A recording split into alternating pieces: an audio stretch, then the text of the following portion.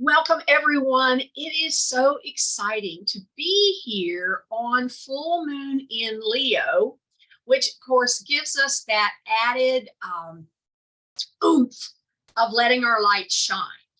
So as we're here in this beautiful energy, we're going to be working on our desires. We're going to come at it from two angles. Excuse me one second.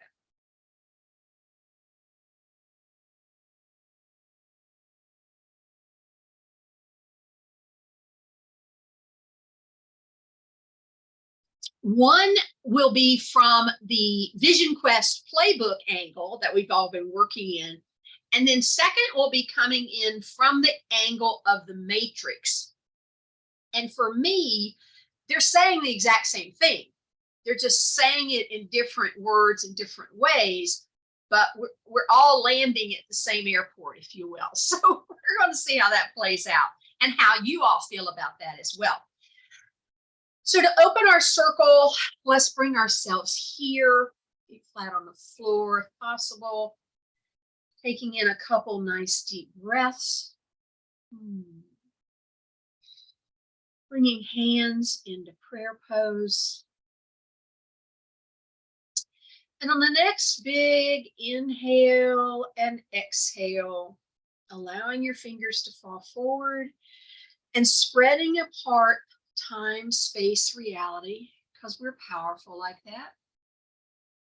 Bringing your arms out as far as is comfortable and holding them there just a moment, long enough to notice that the past is out past your left hand, the future is out past your right, and here in between your hands, you've created this powerful space of now.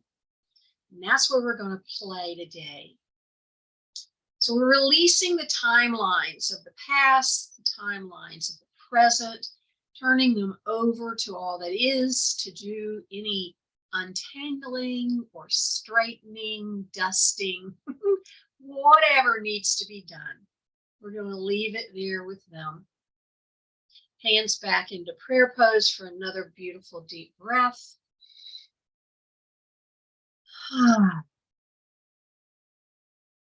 Feeling this space of now surround you. For me, it's just,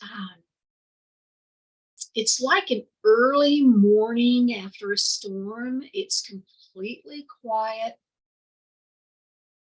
very, very calm. And just feeling into how the present moment, being consciously there, feels to you. So this can be a touchstone for you going forward of, I want to be in the present moment, and you know what it feels like. And remembering that this process of hands together, spreading time, space, reality, and releasing everything else can help you come into this space of the present moment. And even as you lower your hands, you know that this stays around us. And calling in our circle.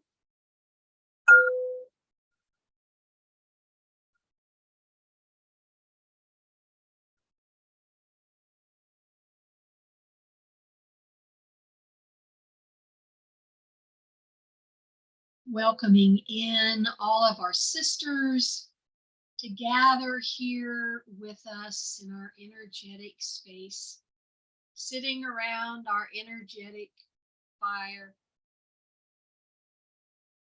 nodding to our sisters to the left and to the right, and those across the circle from us.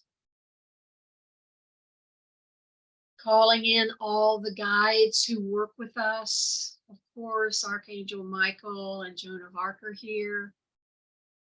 The energy that makes up Sophia. And all of your special guides, those who you work with, they have joined the circle. You can feel them here with you.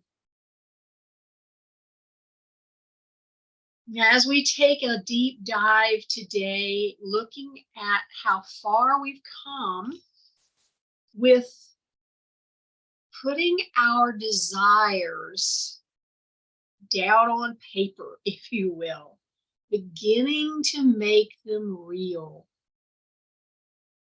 pulling them down out of the ethers of just a nebulous, maybe even hope, and bringing them down so that we can put our hands in the clay, as Abraham says, and begin to mold them. Sophia has a light code activation for us. Let me feel into what it, yes. So this is a light code activation to fully illuminate your heart's desires, so they are easier for you to feel and see and know that they are yours. Shalalili kanana hata tamanda tali yalala bola nalolo po kalalele tichi shan nata karate yana malalele lulu panalele tin yanini lagalele wo elelele shiki kinki nanana kama la yada monya la lulu kama la lili ni manani yalda hata la lele te katate tite tu shere.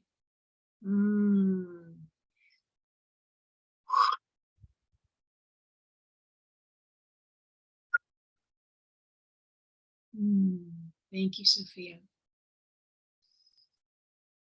So sitting here just another moment, completely and totally relaxed around our fire. Feeling yourself filled with this energy of the full moon. Calmed by the energy of the moment. And just taking some beautiful breaths here.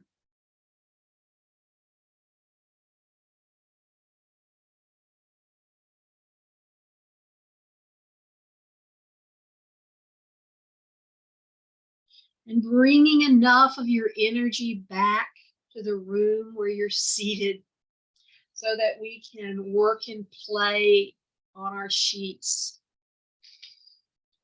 Just coming back here and opening your eyes when you're ready.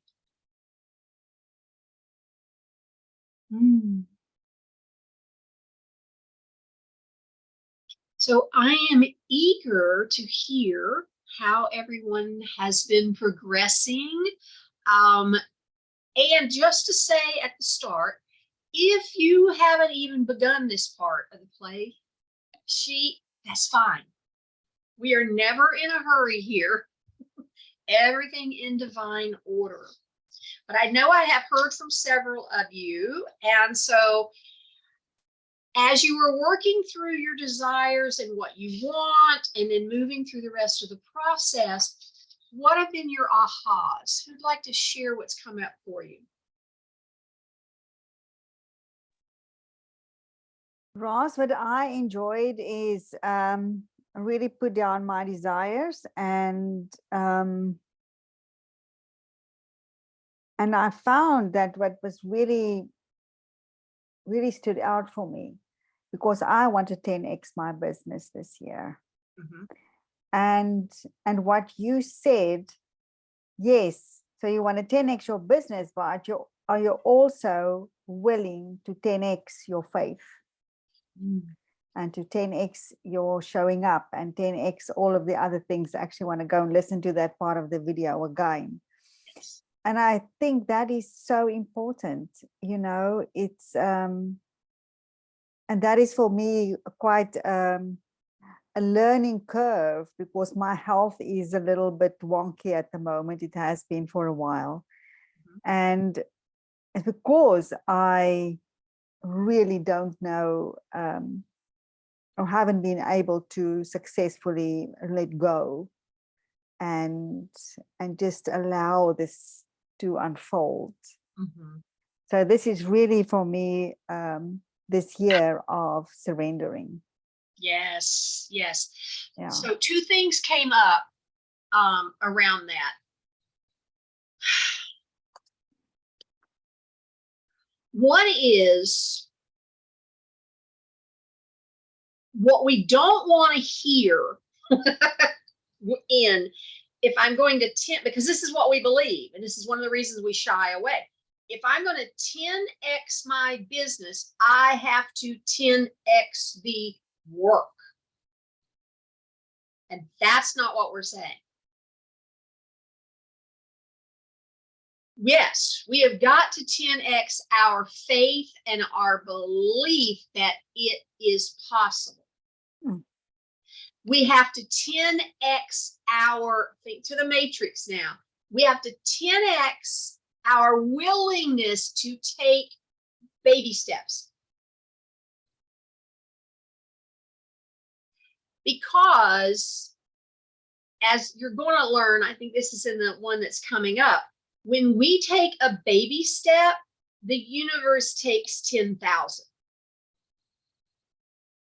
But when we don't have the faith and the belief that it is real, and we also don't set a timeline on it. We're going to get into that as well going forward when we get into action. But it's this idea of you're going to 10x your business. We're in this for the long term. Yeah, I'm 10xing the business. Now, Phil, I'm going to 10x this business this year.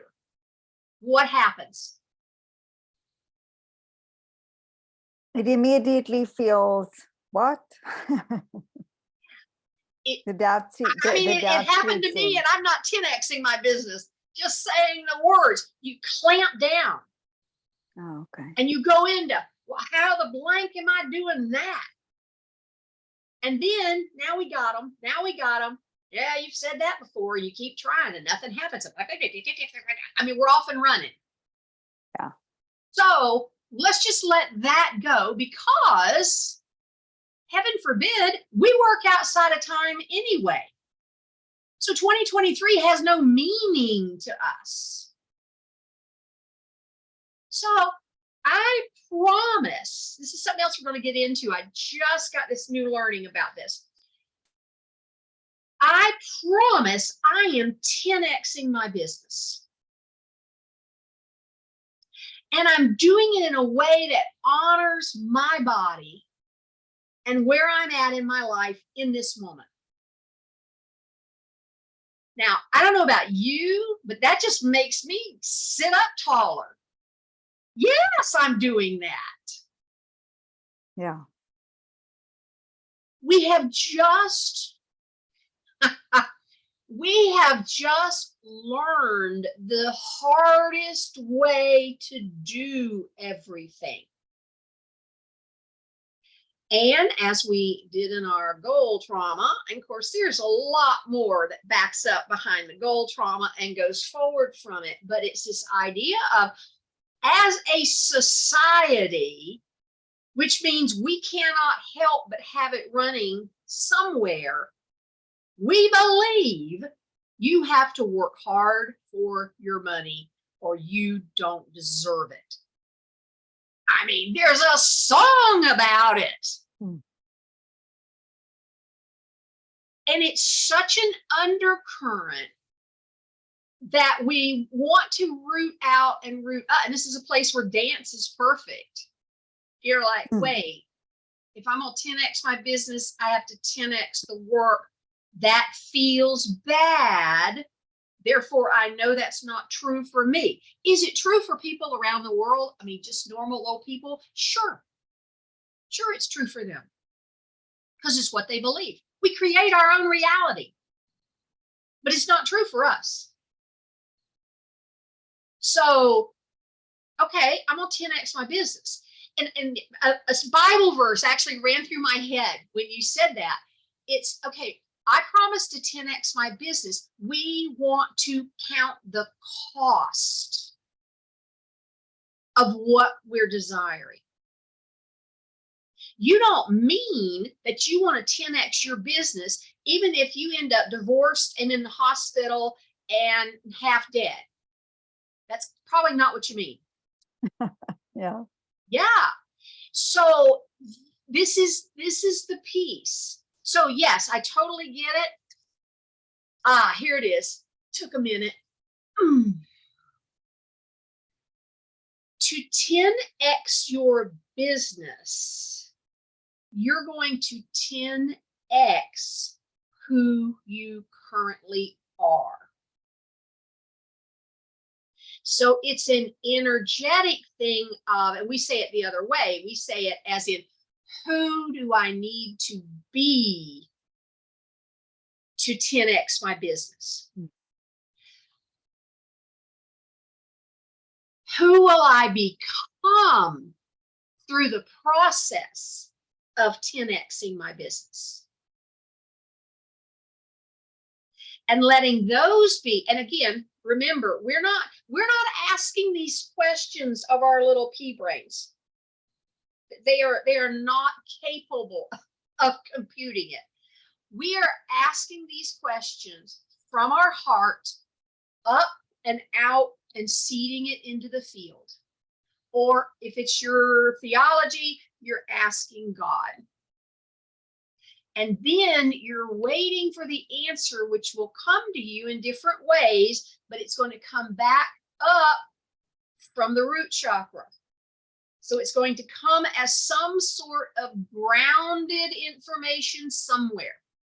It might be, if you're claircognizant like I am, it might be a thought in your head, but you know it feels different than just your brain thinking it's an actual channel. It may be a book. It may be something we say here. It may, who knows? But it's going to come back to you and then come back up and settle into your heart, and you have the answer. Now, 99.9% of the time, I think all of you can say I'm right. The minute it hits your heart, you're up and out with another question. So that's the tutorial field that surrounds us all. It's just up and out. The answer comes. Whoop, here's another one, up and out. And it's the beautiful flow. But when we get up here and we go, all right, I'm 10x in this business now. Now, what do I have to do next? Now we're shut down. We've plugged our system. So how does that feel? Does it feel any different from when you made your statement to begin with? Has it helped any or muddied the water? No, not at all. Actually, what I have done is I do realize, as you said, it's not so much working more. It's the inner work that needs to happen. So I have actually used yesterday, and I have sort of worked out a plan. I should also suggested a plan to see what I would do, but so that I work like 5 hours a day at the most, and the rest is self-care in the middle. So I've set some time limits, only so much time on this, only so much time on this, so that I can really step away, go and do something else, and take care of my body. Yes. Yeah. And so you have naturally moved over to the action piece, which we're going to get to. Yeah. So, yes, already feeling that. Thank you for sharing. I appreciate it. What other ahas have come up from doing this portion of the work? Yeah, I had a big aha that by having this belief or thought that I want my book to go mainstream, and what that meant for me, defined as being like on the New York Times bestseller list for 6 months, and putting all these criteria, and it just felt so weighed down. And my poor little book is like, that's a lot to expect. And now it's like, okay, it can go mainstream in however the universe wants to deliver it. Yeah. And then what it feels like for me is it's shifting the responsibility from you and the book to the universe. Yeah. You know, hey, you gave me this idea that we were doing a mainstream book because of what's going on. People are ready. They need the book. Fabulous. I'm doing my part over here. Now you get it out to them. Yeah. Oh, I love it. I love it. So anyone else have an aha you want to share now around this? I do. Mhm. So I have moved from the stage of writing down what I want to the stage of researching how to implement, and which is totally fun for me. Like I love doing that Okay. until I hit a wall and it's overwhelming. Which direction do I choose? And just the aha was, duh, just go back to the simple, the simple yes, no, the simple check with my body. What, it's so it's fun to allow that all in, because there's so much new stuff, new ways to do things now since I looked 2 years ago. Mhm. And just coming back to the simple yes, no, yes, no. It's like so easy to make a decision when you've put your intentions out there, you research, or you allow the information to come. It's not like I was digging, it was just coming, right? Mhm. And then which path do I want to choose, instead of to Dina's point, remembering that one of my things was that this does not rule my life. This is simply the way that I do this will be in balance for me. Mhm. And that is part of, and so as I'm doing the yes, no, I just know that that's all part of the question. It's not like I don't have to define it again. It's just yes, no, right? And it's so easy to choose the path that way. Beautiful. Thank you. Rita or Rolla, either one of you want to share, or we'll yeah.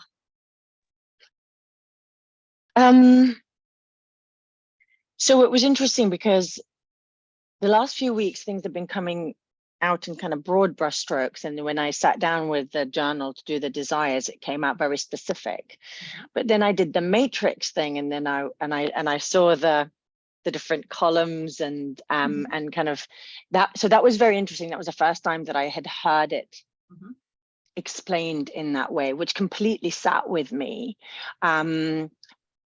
But it also made me realize what a lot of BS is out there, because especially around this like manifesting stuff, where it's like you have to get crystal clear on what you want. And actually what often that means, they make you think that you have to be in that right column. Like it's almost like they are telling you to be in that right column as opposed to on the left. And so I find that so that was a kind of an aha. And I guess where I'm at now, and I'm curious to see, is like, how do you do it all without that attachment? Yeah. We're going to like actually back to throw that up a trauma screen thing, right? Around the matrix. Yeah. And Okay. and so we'll go deeper into that. But yeah. How many of us who've been doing this a minute would raise your hand and say that learning to be detached is the biggest job? It's the job. It's the job. It's the job. And even like Phyllis was saying, that's really what she just did. Because there was a little bit of, we're taking this mainstream, we're doing it. Because there was this underlying piece of, and if I'm incorrect, Phyllis, feel free to say, no, that isn't it. But there was this underlying piece of, if it did not go mainstream and be there for 6 months, I've somehow failed. I could have, would have, should have done more. Because if it doesn't, there's just that little bit of, where when you just go, well, yeah, it's going mainstream. And it's going to be on the bestseller list. And it'll be there as long as the universe wants it to be there. I think there was the part of me that maybe, I don't know, 4 months ago, felt like I had something to prove. Aha. Not that I would fail, but there was something to prove. And now it's like, I'm not functioning from that energy. Yes. It's so much freer, isn't it? Mhm. Woo. Yeah. So we'll get into this whole attachment thing, because that is the trick. And like you said, I'm not going to say that people that are teaching manifesting are totally got it wonky. I think it's the combination of the way they're explaining it and the way we hear it based on our ingrained paradigms. That's where the mismatch is. And so, yeah, then it gets all gummed up and we're out here trying, on the ragged edge. And that's why, how many people, law of attraction doesn't work. Law of attraction's BS. Law of attraction this, law of attraction that. Well, if you're like, toothpaste doesn't work either if you don't put it on the toothbrush and brush your teeth. There's nothing wrong with the toothpaste. It's the fact that you don't know how to use it right, or you don't use it, or you forget about it, or you go, maybe I better go do something with that stuff I bought. I think it's that same kind of a thing. But I appreciate you bringing up your experience, because you have segued us, to where we're going. And Rita, did you have any ahas coming for you? You're muted.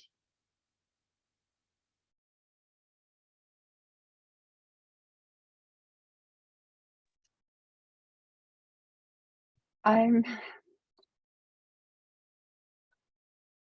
don't have a goal.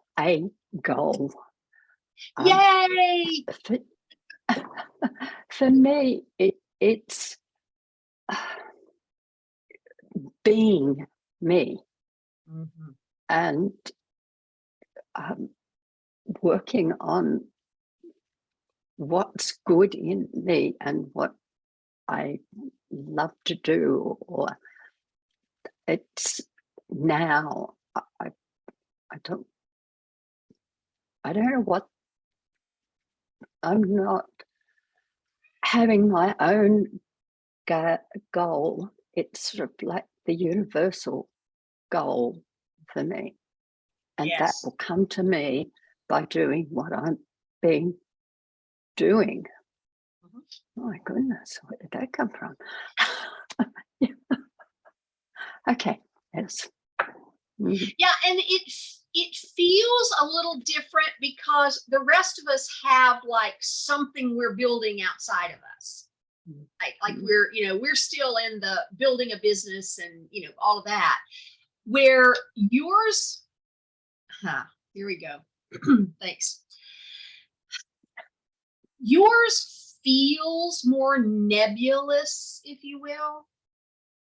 But yet, as we witness your process, it's actually the process we're all going through, except we think that it has something to do with growing our businesses and reaching more people and all the alls. But the entire process of all of this is to become more of who we are. What was that question we threw out there on the first? It's like, how can I be and presence who I am? Not become more, because we're perfect. There is no more to become.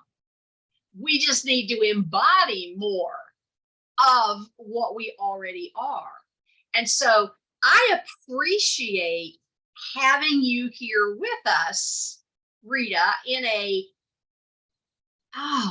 it's almost like you're the pure essence of what's going on, where we forget sometimes in our get the book, get the business 10x, get the that all that's window dressing to the real work, which is embodying more of who we are so that it can flow out into the world. Oh, thank you, Rita. Wow. Thank you. Yes, Rolla. So questions to follow on from that. So with that in mind, presencing more of who I am, when you're thinking about that 10x, I'm not planning to 10x, but whatever it is that you're doing in the future, and before we were talking about who do I need to become or who do I need to be? Can you tie that up for me then? So it's not about a becoming. It is not about. It is. So can you tie that up for me? Yeah. It's kind of being said with different language. So when I'm saying, who will I become? What I guess what we're really saying is, yeah, who will I, 1 minute. As the physical explorer here on planet Earth, who will I become means how much more of my pure essence needs to be embodied in this physicalness to hold a 10x business. So we here in our physicality are becoming,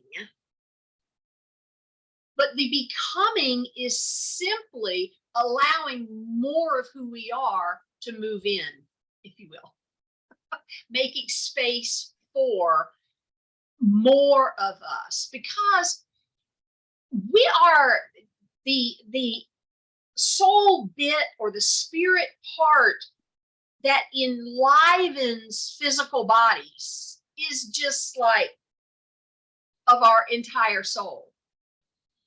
And so we're looking at, okay, so, well, for a long time, we just barely were alive, right? We had enough spark to breathe, and we were out here banging around, throwing up in the teacup ride, you know, all of that stuff. And now we're like, well, wait a minute, there might be a more expanded way of living. And so we open ourselves up to allow more of our soul to embody in us. And then there are those very few, the names come easily, Jesus, Buddha, Gandhi. They allowed themselves to be completely embodied by spirit, which is possible for us. I mean, if you want to be sitting under a tree, being a visionary, that's a possibility. Most of us are not. We're not even looking for that, really. We're too busy doing other things out here. I mean, that's not our job this time around. Who knows? We may reincarnate 1 century and that'll be our job. It's not it right now. But that's what I mean by who will I become? What we're really meaning is here we go. The level of awareness that I have today cannot, drop the cannot. The level of awareness that I have today will get me exactly what I have in my life right now. If I want more, I have to raise my level of awareness of who I really am. I have to raise the frequency that my body can hold. And that's becoming more of who you are. Now, we are containers. And so this is why we do all this work we do. In order to allow more of who you are in, something's got to go. Something has to make room for this more. And so it's dropping these crazy beliefs we have, like you got to work hard for your money, all of that. Let's just drop all that. Another huge, massive space holder are judgments, opinions. That's wrong. This is right. That's wrong. You're wrong. They're wrong. That is a energy suck There's no room for spirit. Yes, there are processes we go through to allow us to let all that go, because that's how we're trained. We are we judge everything. There's a tiny little bit of that that's good. I mean, if you've got a bear running at you, you might want to judge that it would probably want to eat you. Or if you're fixing to cross the street, you might want to go, wait, my mom told me not to do that, and there might be a good reason not to. So we're not saying we're just going to throw all that away, but our goal is, if you will, although goals still, I got to do my own goal trauma stuff. The target is to more and more and more trust ourselves, trust the process, trust the universe, trust divine timing. To me, and now those words, the trust thing, that's what it's about. Because the more we see it in Phyllis, the more we embody who we really are, the less and less and less we give a damn about proving anything to anybody else.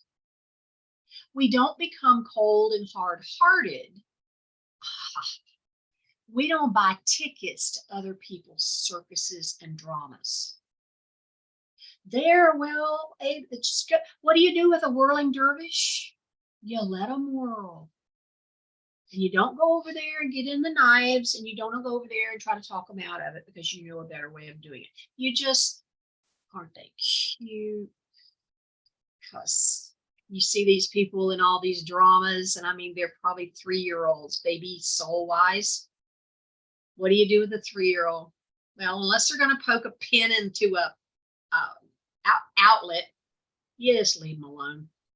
You let them play. You let them do their thing. As long as they're not coming over and poking you, you're all right. So thank you for asking the question, because I know what I mean when I say it. To me, it means the same thing. So was that explanation? Okay, perfect. Aces. So we did our soul desires, and then we looked at this whole ego business, and then we got into the matrix. So let's look at the matrix here. I made a little screen share for us so that we can all look at it while we're talking about it. Now I've got to find y'all again. Here we go. Share. In the beginning. All right. And interestingly enough, there's actually fades and everything on this one, but I couldn't record it with the fades. So this will be kind of cool to see it today. So here's our matrix, and I would love to hear, anyone and everyone's opinion about it. What I love the most and what struck me was this idea of this is the entire spectrum of reality. And I'm moving my mouse and you probably can't see it, but this is everything we got to pick from. And then I loved this idea of at the bottom that happiness, these other kind of nebulous like acceptance and tolerance and compassion, and the Fantastic Five are managed by the universe. These are the pieces that we can go, okay, here's my part. This isn't my part. This is my part. The universe handles the rest. And you see here in the middle, we're told to attach to these. So let's use Phyllis's book. When Phyllis's book was over here a little bit with, a bunch of people are going to buy it. The project's going to be a success. I'm going to finally have this under my belt and it's going to mean something. she was attached here, which turns it into a cursed how, because now it's, how am I going to make that work? How is this all going to work? First, I should ask y'all, can y'all see the screen fine? Because this is a little different than normal. Yes. Perfect. Okay. Because I'm like, hate to be just talking away and y'all. But now that she is shifted to, the universe is in charge of that. I'm doing my part. Now we're over here in the green and we attach. I'm so excited that this book is a #1 bestseller, that it is out into the masses, that it is going places, and it is so exciting. So we're hanging on to that. So from this, ask your questions or anything that confused you. And then we've got a few more slides before we do some work.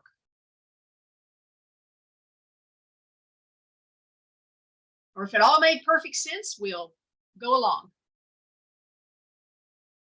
I just want to say that I just absolutely loved, I agree with Rola, how this was explained. Mhm. It was just awesome. Mhm. And I must say, as much as I think now about everything that I set up, Mhm. I look back on my plans and I think I am actually dabbling too much here in the too specific kind of thing. Yeah. I And need to- and dabbling, we're going to find, and then in the next module that you'll get around the taking action, dabbling, you can't dabble too much, but you don't want to be attached. Yeah. And so, we have that little saying that helps us a lot if we mean it when we say it, this or something better.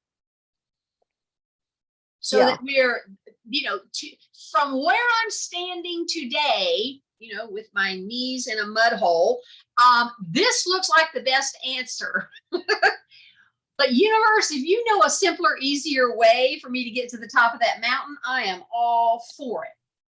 That's detached. And that's the only, as this course kept saying, that's the whole purpose behind this, is that we can't see what we can't see. We don't even think we're standing in a mud hole in the valley. As far as we're concerned, we are standing on the top of the mountain and seeing perfectly clearly. But the universe is looking at it going, oh my God, there's such an easier way to go.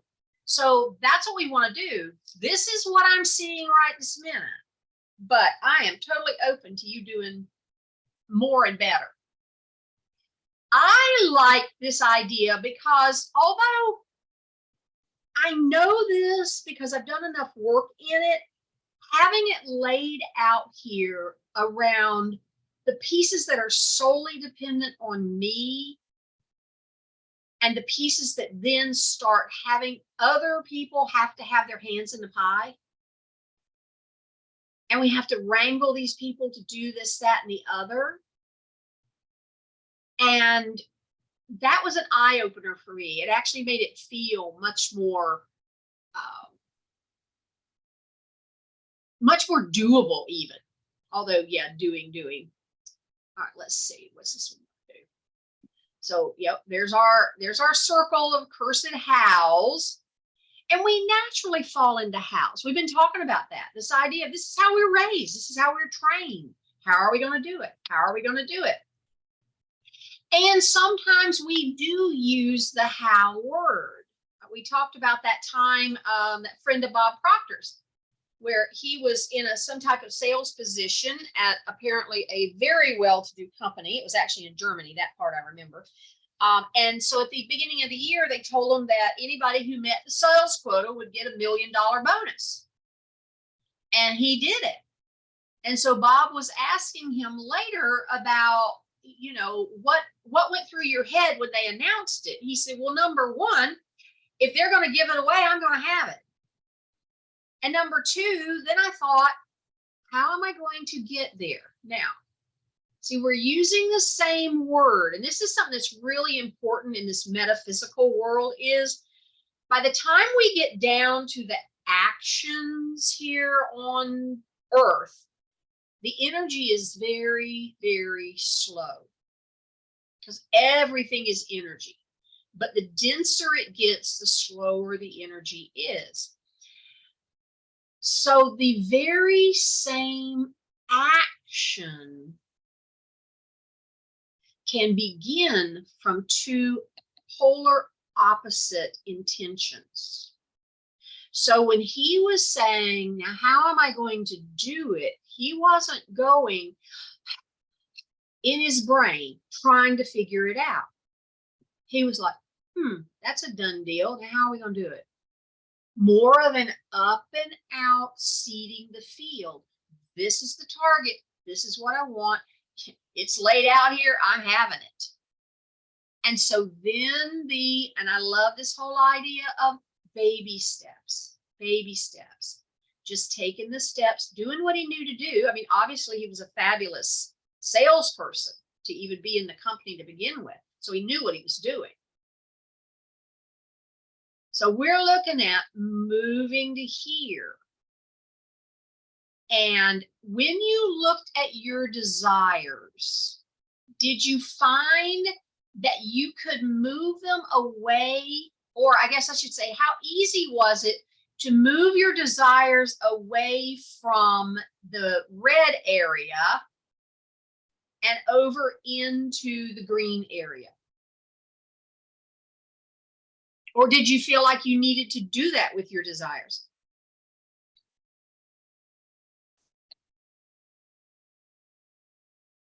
Well, I could categorize mine, let me tell you. I could categorize them under livelihood and abundance and health and relationships. Perfect. Perfect. Now, how many of you have gotten over into the happiness column? And I had to die laughing. You know, my whole shtick is lean toward happy. So how does this idea of that all I want is to be happy? Yep. How is that landing for you?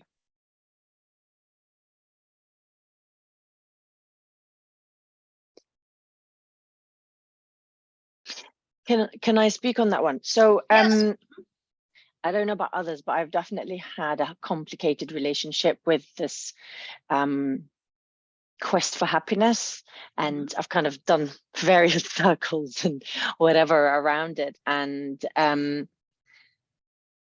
actually what came as I was sort of doing it and listening to it, and even just now as you're talking, is that perhaps what would fit better for me now, especially as we're doing it, is to have my word of the year there. Because it kind of like that for me somehow, because I want to kind of make it relevant to me now, like it felt almost interchangeable with my word, which is radiant, right? So like so I guess it was, I'm trying to say that it happy for me, right, doesn't connect with a nuance, but when I think about putting what I aspire to and want to presence more in my life, it feels like it sits better. Okay. And I did, I'll start the screen share again in a minute. So this is what's so cool, because I've been reading, it's one of Rhonda Burns' new books, and it's called The Greatest Secret. And the greatest secret is that, well, number one, we are happiness. If we're feeling anything but happiness, that thing needs to go. Because we're suffering, we do not need to suffer. And the word happiness needs a lot of explaining. And it's almost like, and of course, y'all have heard me complain about this many times before, the English language stinks at trying to explain nuanced things. So there is the happiness in the world that is fleeting. I got a new puppy. I'm happy. He died. I'm sad. It's circumstantial. And that's not what we're talking about. I think we could, the only caveat I have to your idea, Rolla, which may be perfect for you to begin to move in this direction, is that makes your target, it makes your life goal change. So I like the way that Mike Dooley phrases it. The goal in life is to be happy. Now, I think that possibly for most of us, that also could be this inner steady peace. The serenity of knowing who I am. The serenity of knowing I'm enough. I am not seeking anything to fill me up, to make me better, to prove I exist, to prove I'm worthy, to all the alls we do to ourselves. That for me is what this nebulous, we all just want to be happy. And again, which is perfect because this is exactly what you're saying, Rolla. We all define happiness differently.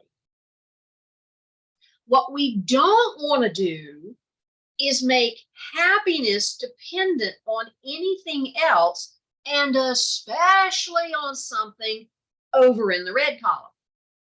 Because that's when we're setting ourselves up for disaster, if you will. That's where we're just, oh, please disappoint me. So when we can come over here and we can hold this, and that's why we put, you know, the Fantastic Five. I'm going to see if I can screen share this again and still see y'all. That's what happened. I couldn't see. Don't know. Give me 1 second because I want this to be on. While you're doing that, Roz, Uh-huh. I'm really trying to connect with what you're saying here. And Okay. I just have to say that happy isn't my agenda, my goal, my belief in that's what I want in my life. Not even a little. It's just not my word. Uh-huh. And when I think about end of life and looking back from beyond, looking to see, was I happy, isn't even the slightest bit important to me. And I know that it's about the words and the definitions and stuff, but the word that comes to me is fulfillment. Am I going to do every day, every moment? Do I feel full? Do I feel that I'm living this life, like living this life? And that means embracing all that is with me in this life, the tragedies, the horrific whatevers, the beautiful birth of a baby, the beautiful sun touching my skin. And to me, that's not happy. To me, that's different. It's a fulfillment. It's living. And so it's just a different word.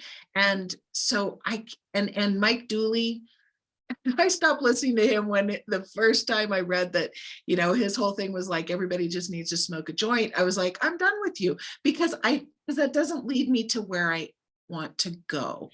And it's not that thankfully, he's I not guess I've valid. never heard that. So there you go.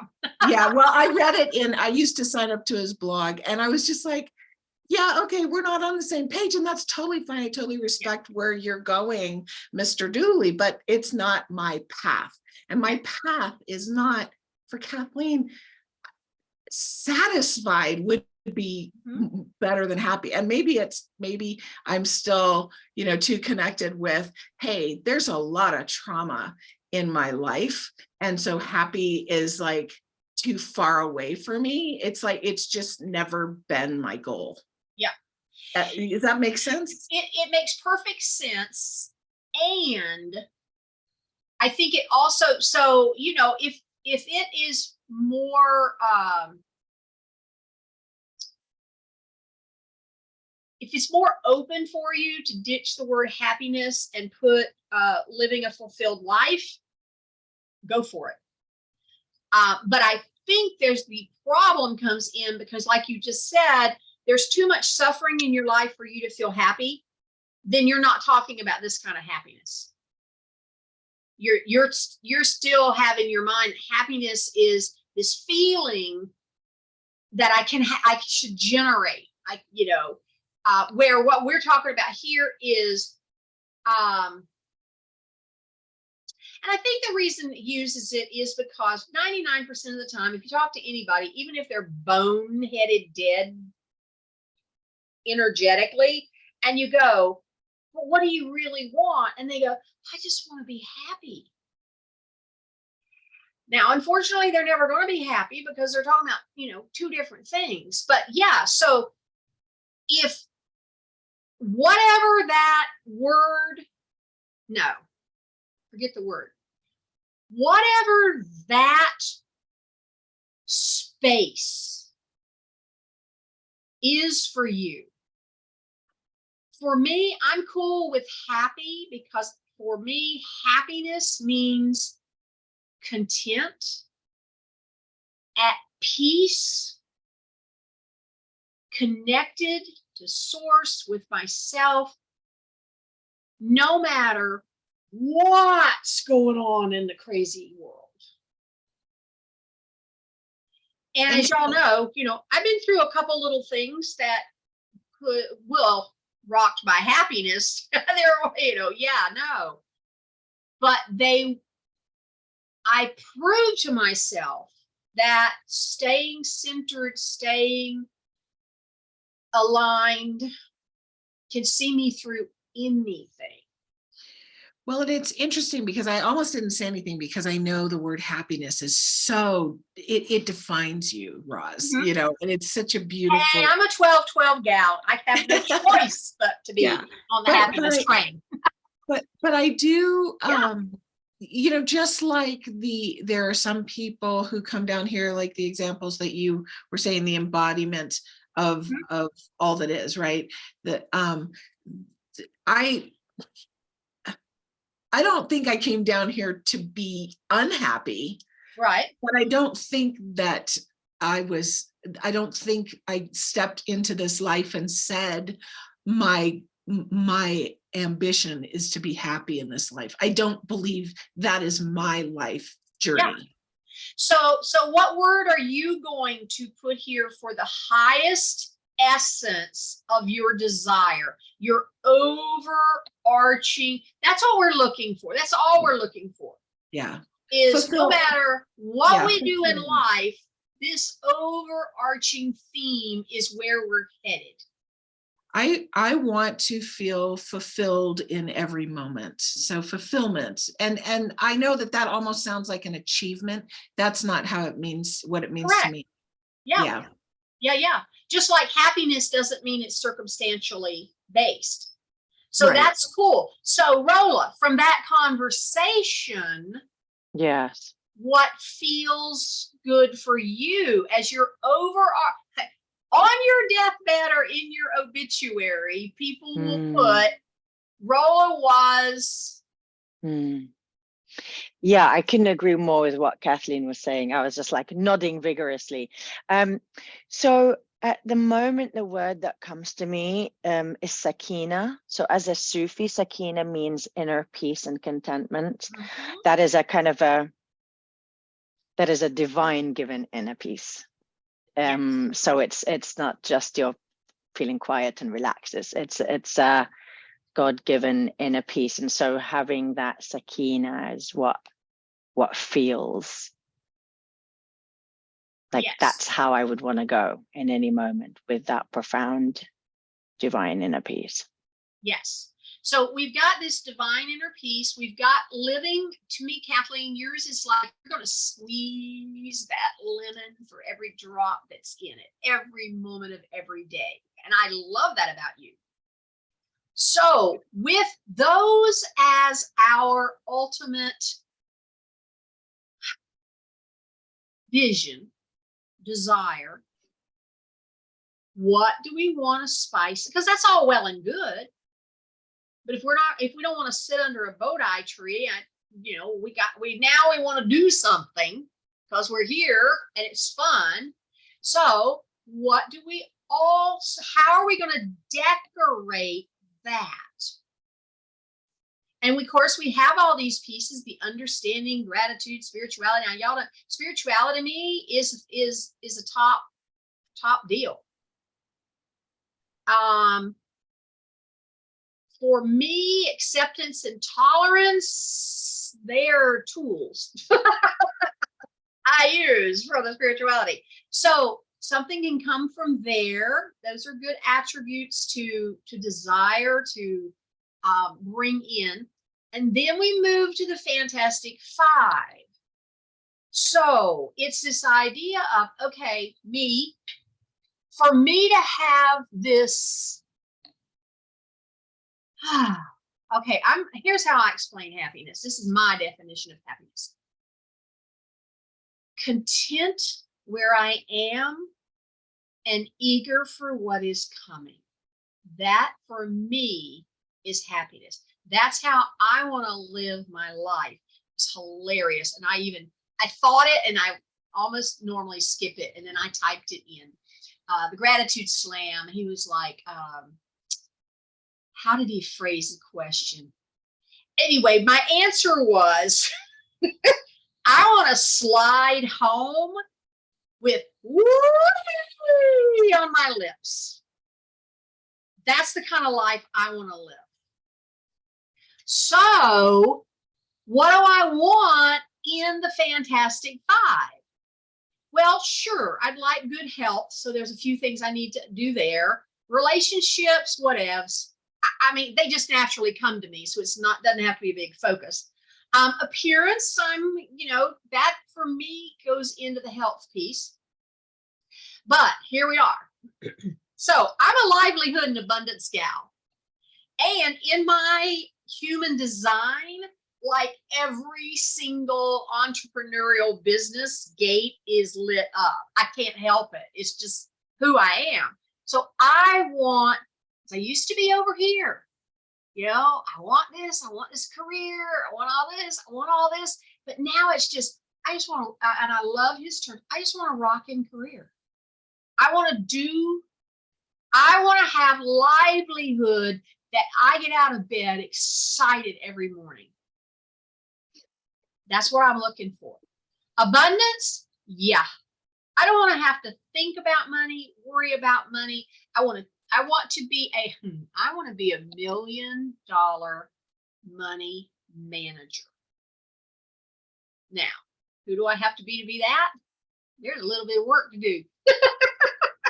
There's some more buffing on this diamond to do to be that. But that's the goal, if you will. That's the desire. The desire is to understand money, clean up all of this stuff I've been dragging around with me all these years, so that money is safe and excited to just pile on. So that's my green attach goals. Now, Roz, I'm yeah, 100% there with you. I just want to say also, for me, happiness is a state, and it's a complex state, actually combining all of the next column. Mm-hmm. And for me to add there, I added like joyful and fun and peaceful and satisfied, fulfilled, surrender, present, all of that. Yes. And I also want my Fantastic Five is, as I said, 10x my business. I want to get out of bed and think, who am I going to serve today? What's going to happen today? Yes. Lots of abundance, perfect health, wonderful relationships, And for me as well, the appearance is part of the health. Mhm, mhm. Yes. Beautiful. So now let's look at these details. All right, so we've got these sheets, and I apologize, I didn't know how to tell you. If you just printed off this sheet, these were going to be wacky because these are asking to be printed off on landscape, not portrait, but here nor there. So playing with the wealth and abundance. So now see here, we've just put them together, livelihood and wealth and abundance. And so if you have plenty of wealth and abundance, what would you want to do? So now we're in the blue section here. So these are the ones that they are increasingly dependent on other people, but as long as you're detached from them, they're fun. This is where we start adding the fantastic, well, all of the green part, no, sorry. Happiness and this whole list here, that's the Christmas tree. The Fantastic Five are the lights. You can have a rockin' Christmas tree. If you've got a gorgeous Christmas tree that's got beautiful lights on it, you're aces. But most of us want to start putting ornaments on them. And we want to start putting trim. And some people put that, throwing that tinsel stuff on them. I only say that because they're not the ones who have the back and the mess up. But, you know, there's that tinsel stuff. And then we get over and we put the star. Now, I don't know if any of y'all have had this. We haven't done a Christmas tree in forever. We have no kids at home. We're seldom here, so we don't bother. But I didn't know about this detached business. And for years and years, decorating the Christmas tree would make me so overwhelmingly sad, because every single ornament on that tree had a meaning. It came from somebody. It was created by the kids when they were at whatever age it was. I was so attached to the stories of those behind those ornaments that it just took me out to decorate the tree. Now, actually, we gave them to our son when we quit. So they are gone. And now because I've learned how to handle memories and, you know, negate the energy behind them and just have the memory. But it's this idea of now we're going to decorate our first two columns, which go almost without saying, and our Fantastic Five, so that they're more fun, they're more enjoyable, they're more, yes, they're housed, but as long as we're not attached to them, they're not cursed house. And what turns it into the cursed house when we attach to it is we say, it's all up to me. I've got to find the right people. I've got to go find 5-star clients. I've got to go get them to say yes to my offer. That means I've got to create a great offer. Oh my God. Now we're like, never mind, can I just go back to bed? So that's what we're doing here, is we're just any end result, which would fall into the Fantastic Five probably. Then you're looking at, well, if I had plenty of money, what would I do? Go to New York City, maybe. Wouldn't be one of mine, but okay. Helped out the family. And so then he has a couple things here over in the yellow. If you went to New York City, what would you do there? And now we got the Broadway show and stay at the Ritz. So that's how this is working out. So did any of y'all get an opportunity to play with this yourselves around any of your end results? No, I didn't. Rolla tried. Tell us what happened, Rolla, and how it went.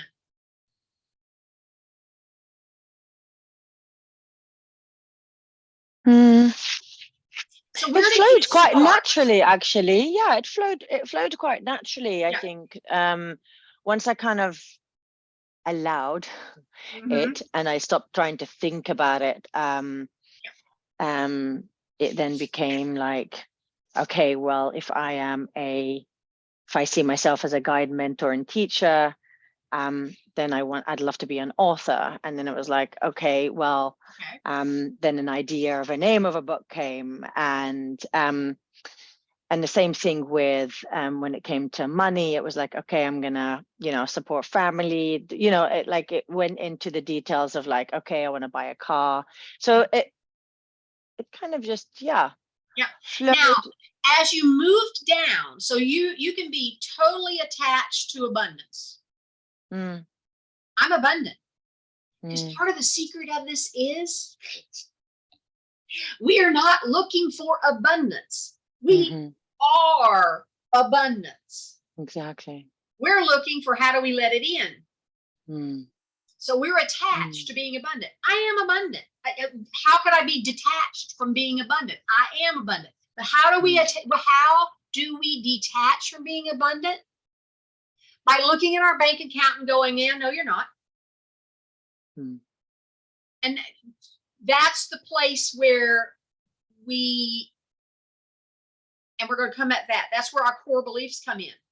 I don't care what the bank account says. I'm abundant. And as long as I stand firm in that, it will eventually show up in the bank account. Because the bank account is just a reflection on where here we are.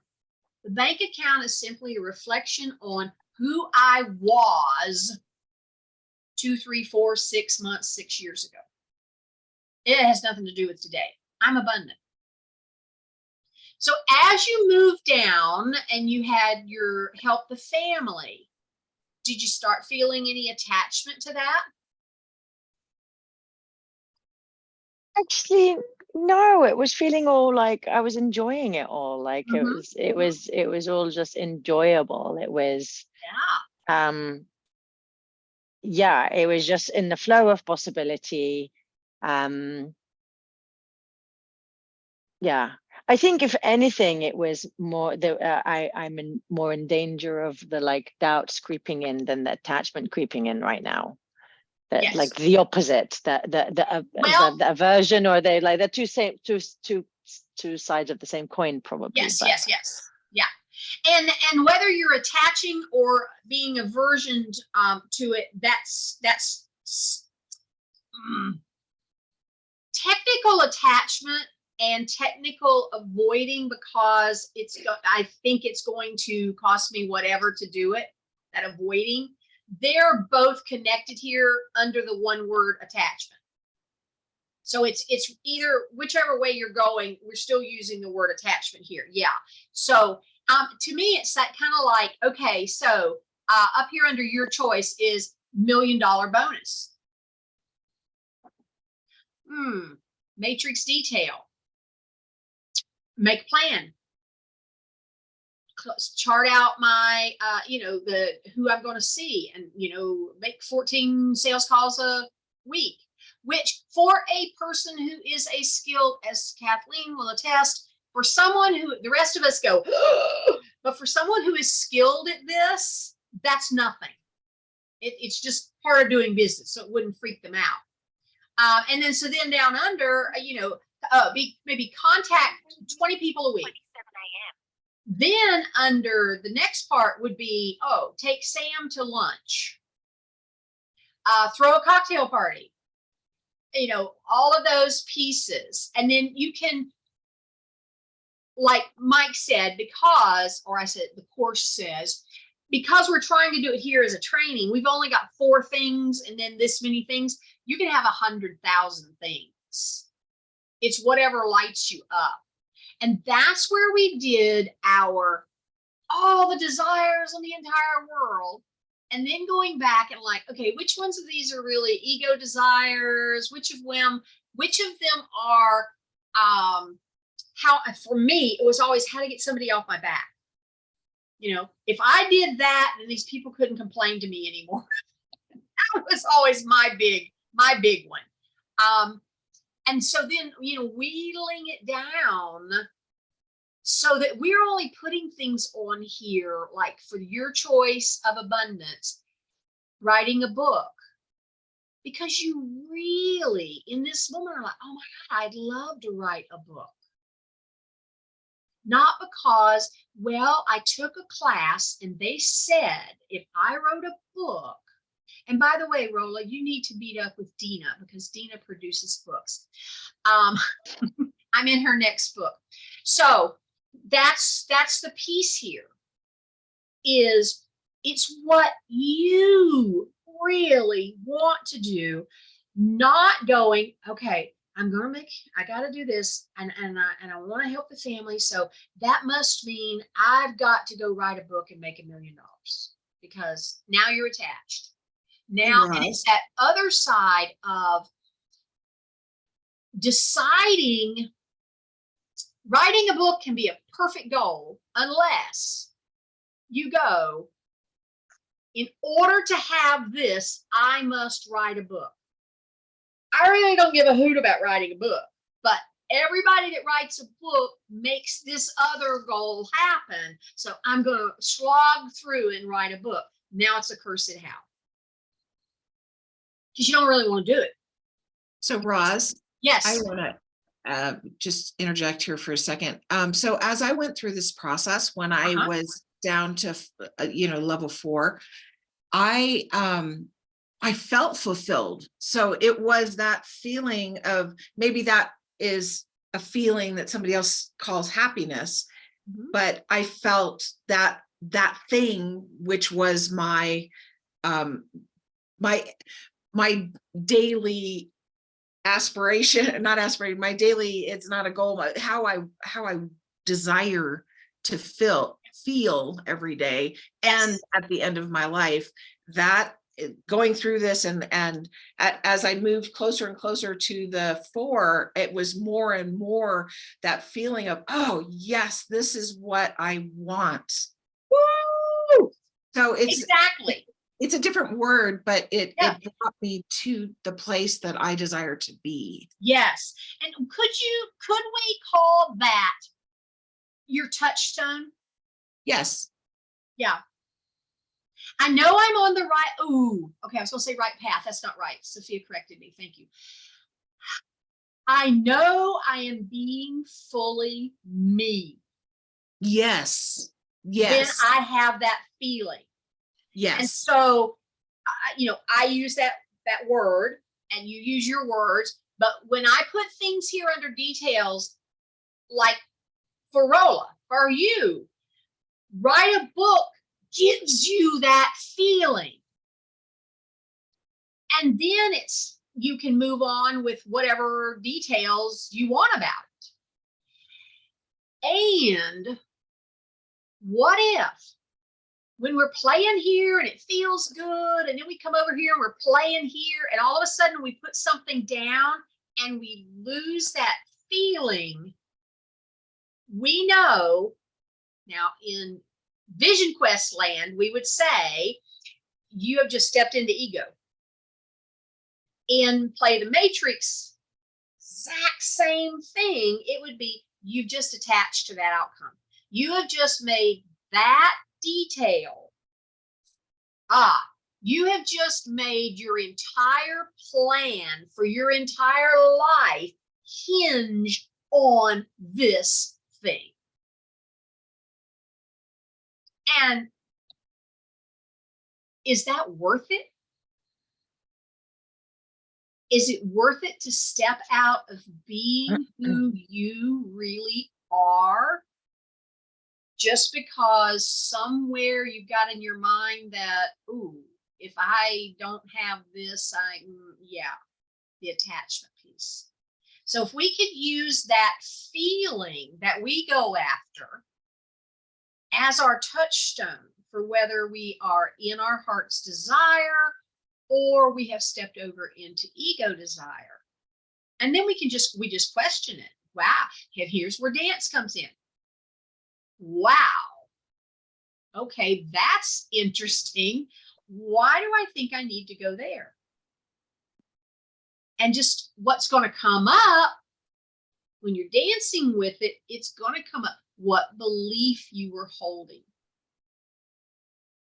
That in order to do this, I have to do that. And it's just an old pattern and you can bring it right up. And what I love, once you're good may not be the right word. Once you've been experiencing the dance, what's happened for me is that a belief will come up like that. And I go, oh, no, I don't believe that anymore. And poof, it's gone. There's no fighting with it or arguing with it. But it has to come up for me to see it to make the decision. And so this kind of work is perfect for that. Now it says I have another slide. So what is that? I think it's this blank one. Oh, there you are. We have now done the first 2 of the 3 steps of the matrix. Coming up with our general end result and then playing with the details. Now, any other pieces in here that anyone saw, you want to talk about more, any places here or even back at the matrix? Yes, Rolla. I understand it all perfectly. How do you avoid creating like a ginormous list of everything? Because that's normally where I go. It's not so much that it's not aligned, but that I'm like, oh, I want to do this and I want to do this and this and this and this, and then it ends up in this sort of potentially overwhelming, unfocused state. So, because when I think about whether it's the book or I want a new home or I want to set up the sanctuary, like they're all things that my soul is calling me to do. So they're all in the soul desires. Yes. But what is it? How do you, like I said, like do it in a way that feels prioritized or unoverwhelming so you don't end up with with the gold traumas? Part of it is that we are only at part 1 and part 2. So I think that's going to be addressed some in part 3. So at this point, I would create one of these guys for everything you want to do. So your sanctuary, end result is the sanctuary. And then all the pieces, and then all the juicy pieces. And even if there's some red, this could be that I have a staff of 20. I don't know what's going to come up. As long as you're not attached, you can play in the red, just knowing that that's involving other people. But are you not going to need a staff? Of course we are. To do what we want to do, we're going to need a staff or a team or whatever words we put on it, right? So make you a separate one for each of those projects that right now are calling your heart. And then we're going to be looking at this, how to hone it down. Part of it is, and I love this phrase, want what you want. That's what it's there for. And sometimes listing it all out. Number 1, listing it all out. Even if you have 15 of these sheets of paper with 15 different things, they're out of your head. You're no longer concentrating on your sanctuary and going, wait, I was going to write a book. And if I don't keep reminding myself I was going to write a book, I'll probably forget I was going to write a book. Maybe I ought to go start the book. Now you're in that overwhelmed confusion state where if you've got it on and it comes out, it says, oh, wait, you were going to write a book. And you're like, absolutely. It's over there in the file. It's not going anywhere. Haven't forgot it. And no, even better. It's on that piece of paper and it's been turned over to the universe. The universe is handling it. When it's my turn, I will know to pull that sheet of paper out and work on it. So you go play in the back of the bus, ego. And then at some point working on your sanctuary, the universe brings up that, ooh, you know how we're going to advertise the sanctuary? With the book. And there's this cool chick that comes into your notice called Dina. And she knows all the ins and outs of this book biz. So it's time, now the universe has lobbed the ball back to you about the book. So that's how it stops being overwhelming.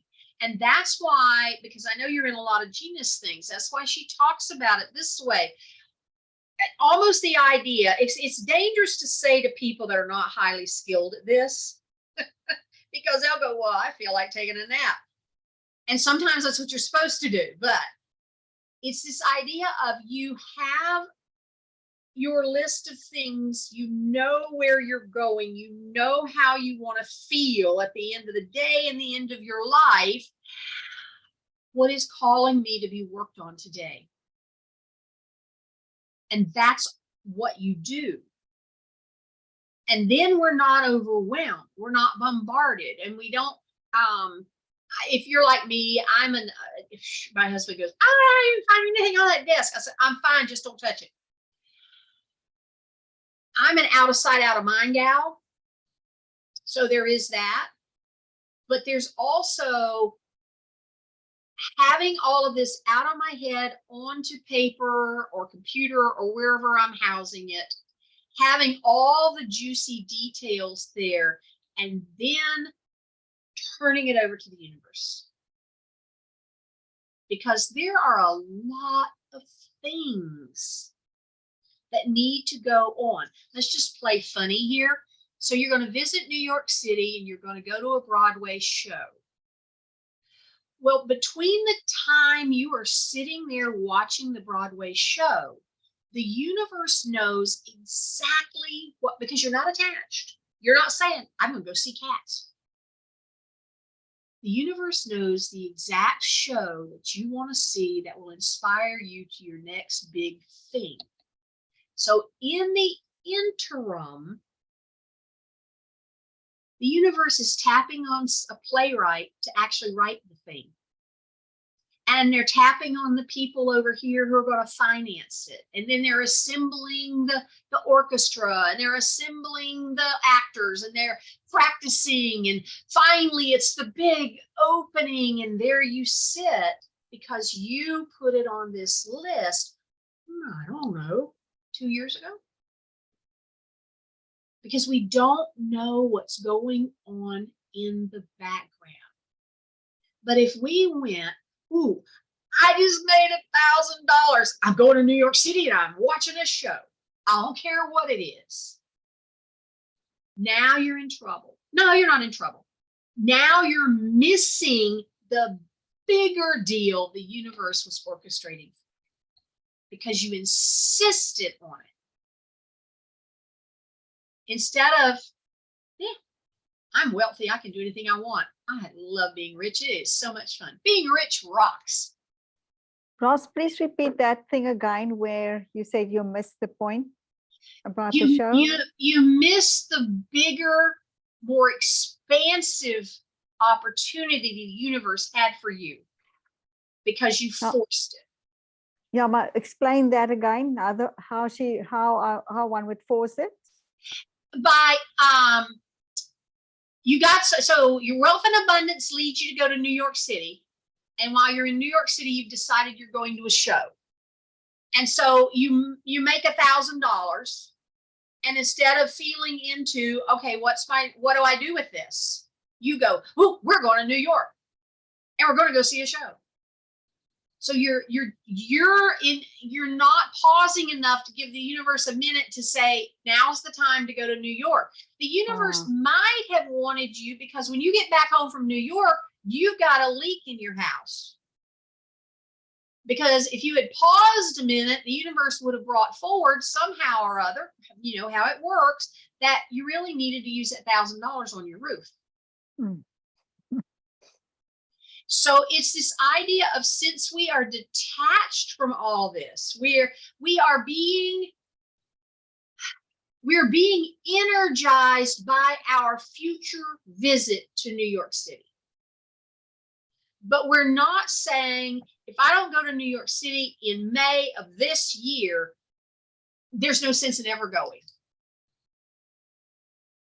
Now we can go, man, I'd love to go, by then. That would be really, really cool. And it's a call of the heart to do it.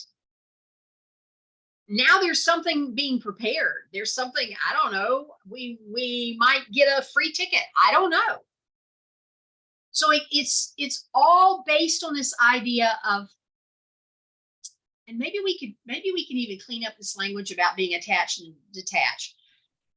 It's all around allowing the universe to guide you in your next steps. When it's time to go to New York City, I mean, every commercial you see on TV is going to be about New York City. There's going to be discounts. You might get free tickets to that brand new show that the universe orchestrated for you to be at, because at that show, when you come out to get popcorn, you're going to bump into the next person who is going to be your biggest client ever, ever, ever. We don't know. And that's the point. We don't know what we don't know.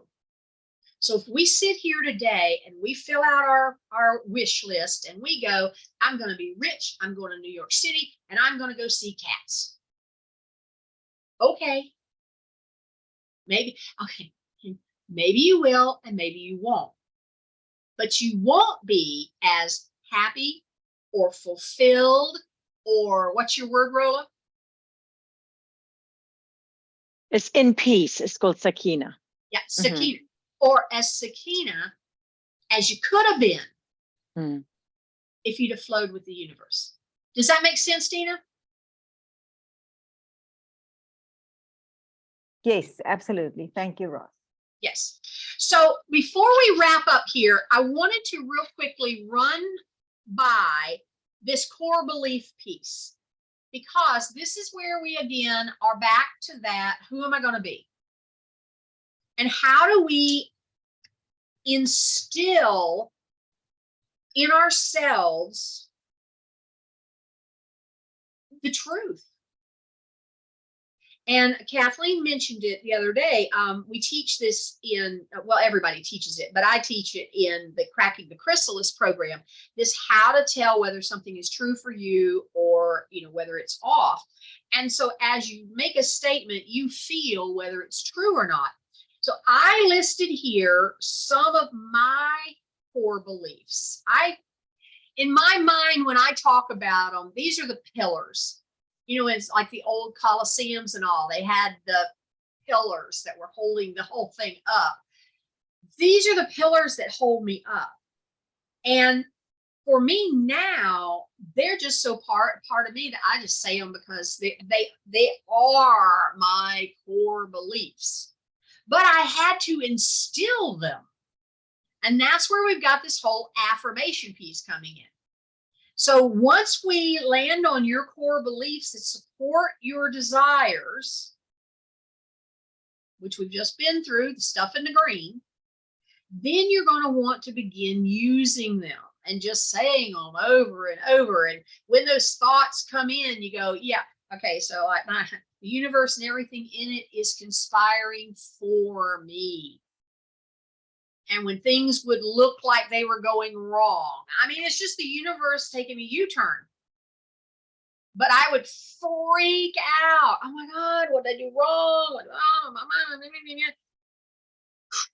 The universe and everything in it is conspiring for me. All is well. Everything always goes right for me. And just even when I didn't really believe it yet, that was enough to calm down the freak out. Thank you, Rolla. And it would just calm down the freak out enough for me to keep moving forward.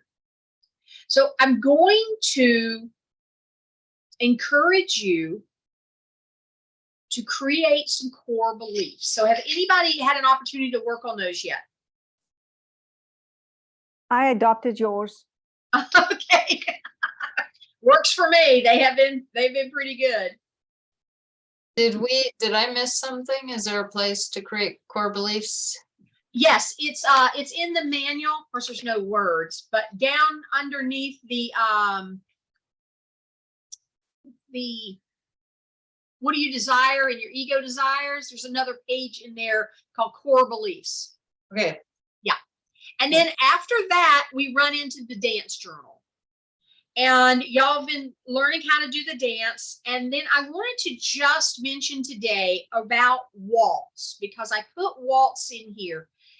In the dance journal training, when you get all the way through that, we run into waltz. And waltz is, once you've got the initial angst up from using dance, and something has triggered you, and so you've gone to the dance and you've gotten that belief cleared up, and what do you really want, all those pieces, then you can bring it to the dance. And dance is just having a one-on-one conversation with your soul. For me, it's with Sophia.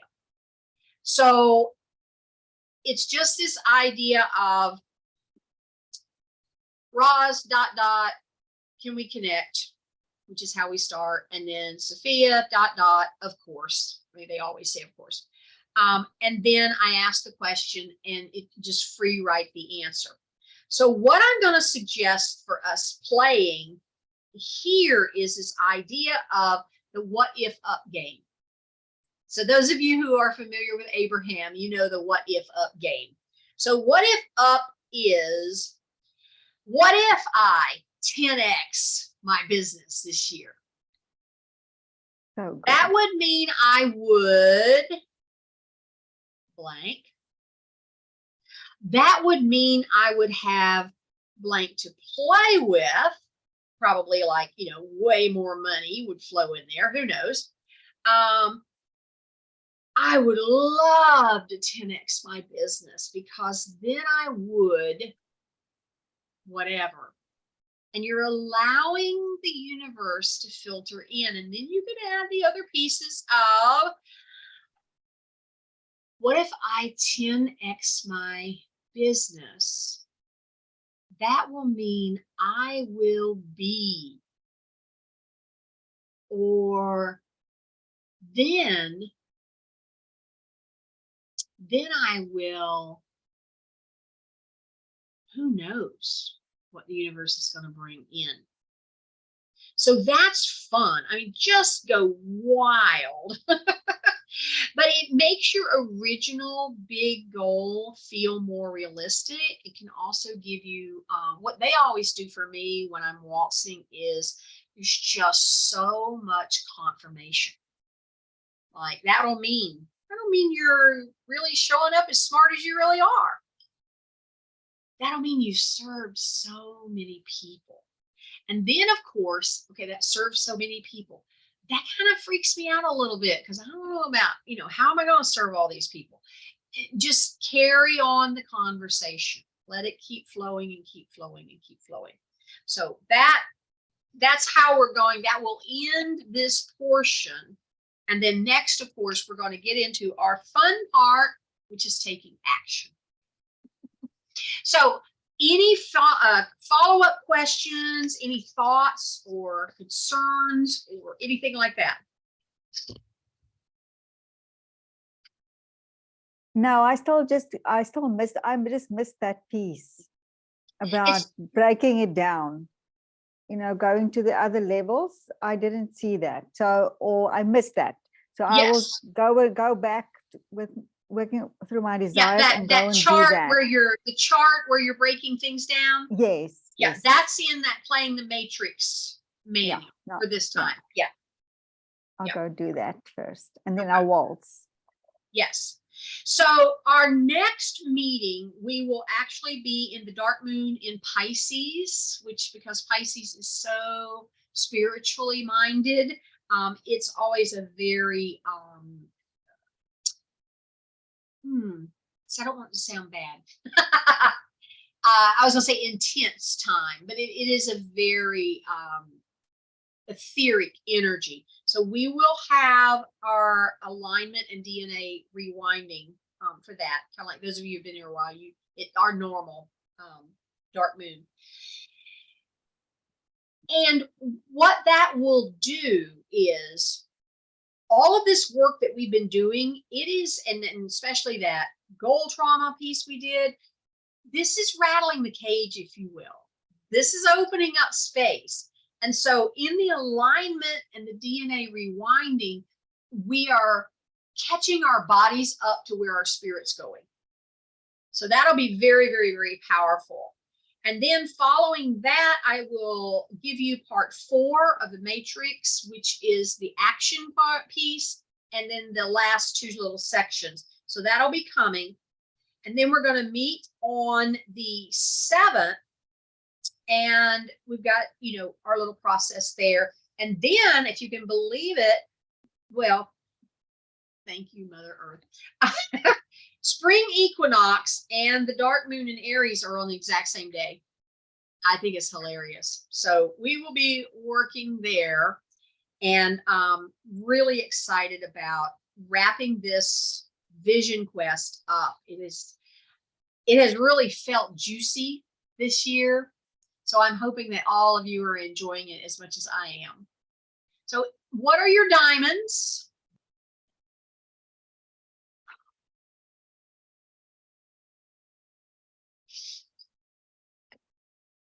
I think for me, my diamond is just more clarification, anchoring in, knowing that thinking I don't really care about anything, because some days I just don't care, is a gift of being unattached. So I think that's my diamond. And I'll look at that as a gift and not like, well, I really don't care. Yeah, what if we shift that to, I'm just not attached. Yeah, there we go. I love it. Oh, thank you. That is a wonderful reflection. Rita, you're unmuted. What did you want to share?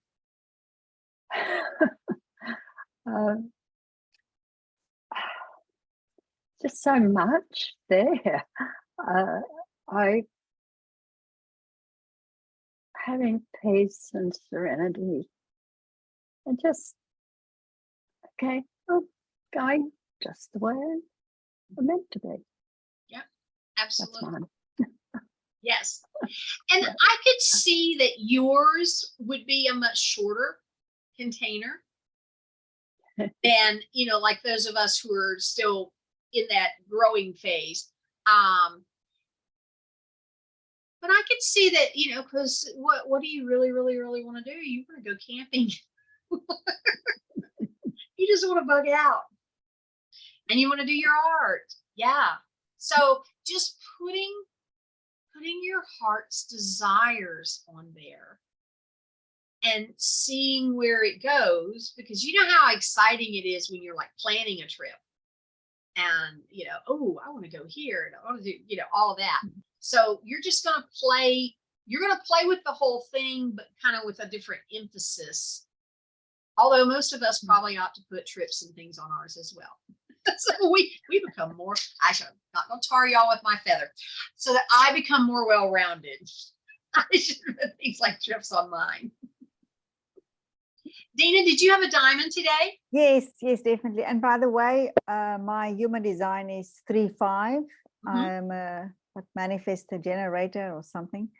And yeah, so entrepreneur, definitely. I experiment and manifest. But what really stood out for me was what you said, embody how much more of my essence needs to be embodied to allow holding the 10x business kind of thing. And that for me, it really stood out. that awareness, to really up my awareness. And also what really became clear is not too careful of getting too much specific details, and or know that they can be there, but not being attached to them. It's just, Yes. you also said something, a gem of universe, this is sort of my plan or how I see it can happen. But of course, I know you have a better idea, much easier. So I hand it over to you. Yes. Yes. Oh, thank you. Beautiful reflection. I appreciate that. Thank you. Kathleen. Yeah, mine, Dina, you have a beautiful way of putting words together. So what you said was more elegant than what I'm going to say, but it was sort of, for me, the diamond was, as I was going through the process this week of moving into all those things that I want to do, realizing that it circles back to that initial thing of allowing myself to dream bigger, because and if it's a 10x business, let's just say that that's what it is. Maybe actually, in order to have all these things come into being, I want to embrace 100x, like whatever it takes to create the life that I want and the experience and the feelings that I want in my life, rather than for me, when I 10x it or I whatever it, there's a limiting belief that I hold on to. So it's by going through the process, it opens up that, well, if I'm going to have this in my life, this beautiful manifestation in my life of all these things that create my happiness, my fulfillment for Kathleen, then this needs to be a bigger opening over here, because it's a bigger funnel, right? Yeah. I don't know how else to say it. Yes. Yes, absolutely. And the idea of, I love what you said. Just in this moment, dream as big as you can be. Dream as big as you can go. Yeah. And I love that it's all dependent on that touchstone. Because if that's, because, it knocks a lot of things off my plate that would just fall on my plate, except they're not going to lead to that ultimate end result. So yeah, using that as the touchstone. Well, thank you all for being here. I want to thank the guides for working with us, because there's a lot said today, and I appreciate everyone's bringing forth your perspective, because it was all very, very, very beautiful. I appreciate it.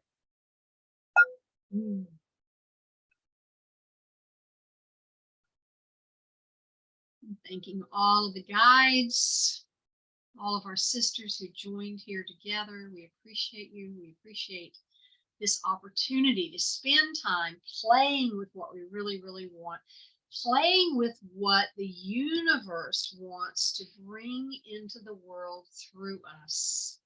It just feels so good. So returning energy, any energy in your field that belongs to someone else, we return it to sender with love and consciousness. And deep breath in. Return it. Any energy in your field that belongs to something else, we're going to release all of that to the universe to be transmuted into love. Deep breath in. Release it. Now, bringing your energy back. Deep breath in.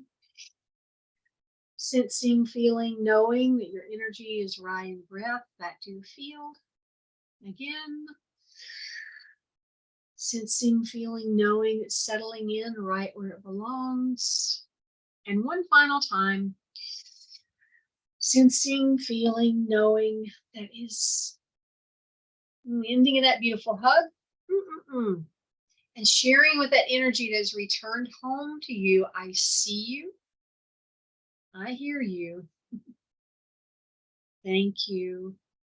I love you. Beautiful, beautiful. Thank you, everyone. And it is with great joy and pleasure I declare our circle is complete. Thank you, Roz. Thank you, everyone. Namaste, my friends.